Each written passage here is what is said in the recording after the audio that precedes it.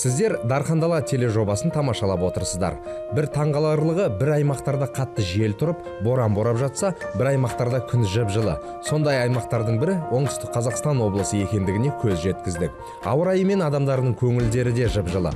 Біздің түсіру тобымыз облыстың тек мәдениетін ғана емес, тарихын да зерттеді. Біз бұл жерде қарапайым қазақстандықтар не туралы ойлайды, қалай еңбектенеді, қайда демалады, соны біліп қайттық. Сондықтан сіздерді де көлемдерінің қаншалықтылығына қарамастан біздің тамаша қалаларға жасаған саяхаттарымызды көруге шақырамыз.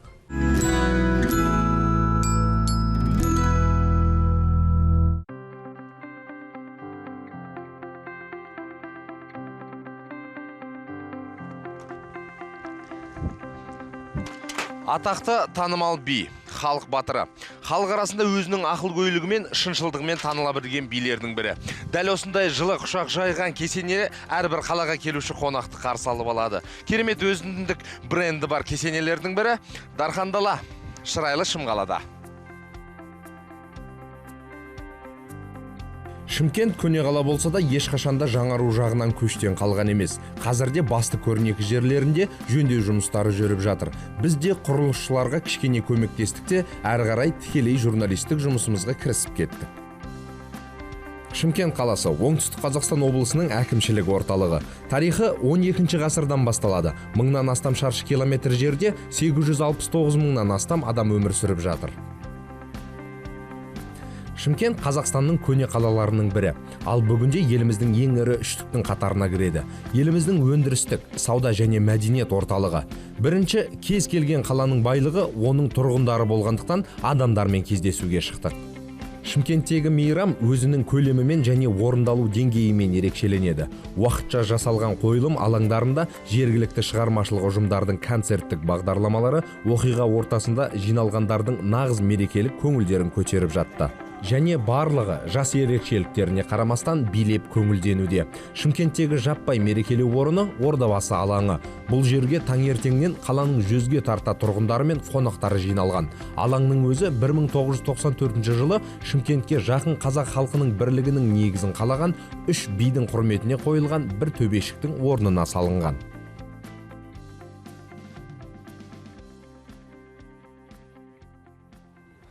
Ордабасы алаңында ескерткіштер өте көп. Оның барлығын аралап көріп шығу үшін біршама уақыт кетеді. Біз ол уақытты үнемдеу арқасында осындай электромобильді қолданып барлығын көріп шықпақпыз.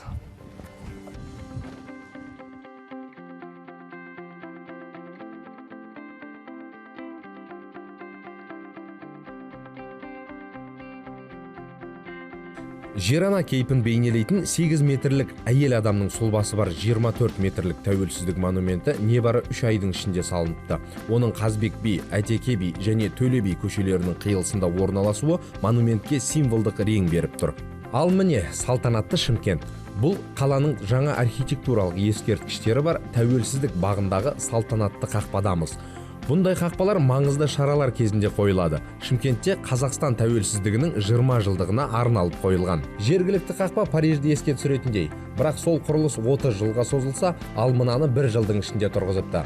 Біздікілер биіктігі жағынан Париждікінен ұтылады. Шымкенттікі 15 метр, шетелдіктердікі 45. Бірақ ені француздардың 27-сіне қарағанда 50 метрден көп. Жарайды, архитектураны қояйық. Біздің оңтүстік тағы несімен атақты екенін әрі қарай білетін боласыздар.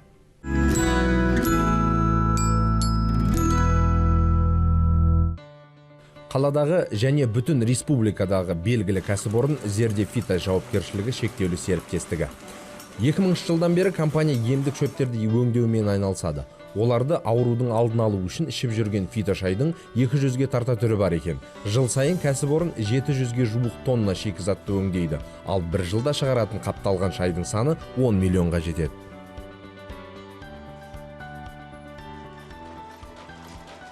Фиточай қазақстандықтардың күнделікті қолданылатын шайлардың біріне айналған. Бұл шайдың адам ағзасына берер пайдасы өте көп, ал бағасына келетін болсақ қол жетімді. Мен дәл қазір бөлшектеп салу қондырғысының жанында жұмыс істеп отырмын. Жүйенің бәрі байқап отқандағыдай автоматтандырылған, қате кету мүмкін емес. Бір қораптың салмағы 60 грамм шығу керек. Таразыға салып тексеріп көрейік.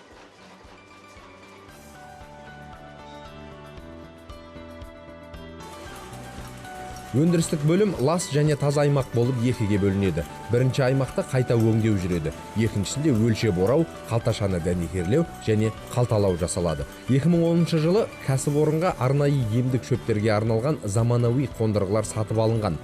Бүгінгі күні шөп кесетін құрылғы 10%-дан аспайтын шөптің шаңын ғана таратады. Шикізатпен мұқият және ұқыпты жұмыс істейді.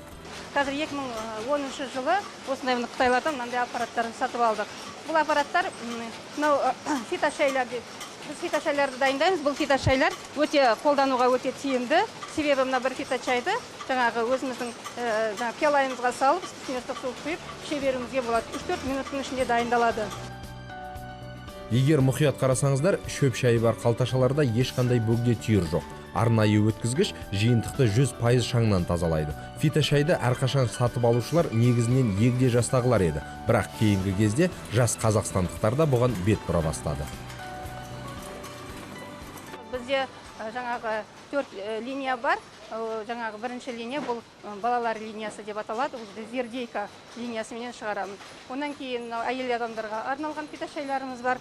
Олар зерделеди деп аталынады. Зерделеди компаниясы. Онан кейін жаңағы бауырға арналған гепатопротектор деп аталады.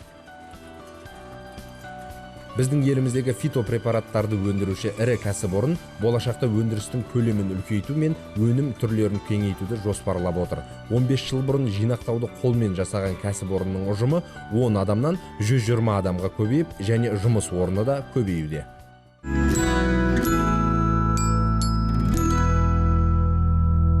Шымкент тек оңтүстік табиғатының сыйымен ғана ерекшеленбейді. Республикадағы таза және қалдықсыз тәсілі арқылы қолданылған автокөліктердің шинасын пайдаға асыруды қамтамасыз етіп отырған жалғыз кәсіпорын. Экошина жауапкершілігі шектеулі серіктестігі. 2009 жылы оңтүстік индустриалды аймақтың базасында құрылған кәсіпорын бірінші болып көптеп пайдаланылған автокөлік дөңгелектерінің сыртқы резинасын пайдаға асыру арқылы өткір экологиялық мәселенің шешімін тапты. Қазіргі таңда өндірістік материалдарды қайта өңдеу ол әлемдегі келе жатқан алғашқы проблемалардың бірі. Ал дәл осындай үлкен габаритті дөңгелектерді қайта өңдеу ол техникалық жағынан ауыр, ал қаражат жағынан қымбатқа түсуде. Өздеріңіз байқап отқандай, осындай үлкен ыңғайсыз материалдарды қайта өңдеуде импровизацияға жүгінуге тура келеді. Мен дәл қазір мына үлкен габаритті дөңгелектің резиналарын сылып алудамын. Бұл аппарат осы Экошина заводында арнайы осыған бола ойлап табылған болатын. Тозған автокөлік дөңгелегінің сыртқы резинасы құнды полимерлі материал. Осындай резинаның 1 тоннасы шамамен 700 килограмдай қайтадан пайдалануға болатын әртүрлі резиналық техникалық өнім мен құрылыс материалдарына қажетті шикізатты құрайды. Сол сияқты, егер осы шамадағы көліктің сыртқы резинасын өртейтін болсаң, онда 270 килограмм қара күйе мен 450 килограмм улы шырыштар бөлініп, экологияны зақымдайды. Қалдықтардан бір бизнестен деген ойында жүрсек. Содан осы ескі дөңгелектерді қайта өңдеу жөнінде идея келгеннен кейін 2009 жылы осы мекемені ашқанбыз. Сөйтіп 2009 жылы ашып, ең бірінші алған оборудованиені біз өте резинадан өте майда ұнтақ алып, ол майда ұнтақтан регенератор шығардық.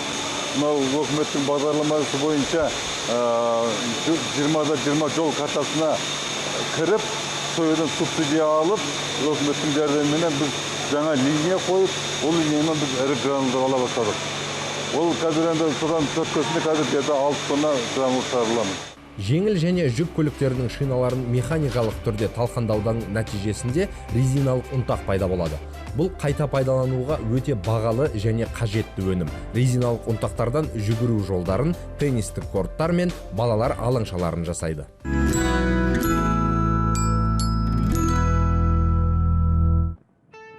Ал біз жолға шықтық. Себебі біздің автокөліктерге спорт алаңшаларының төсеніштеріне айналмас бұрын бірнеше шақырым жүруге тура келеді. Келесі аптада жолыққанша.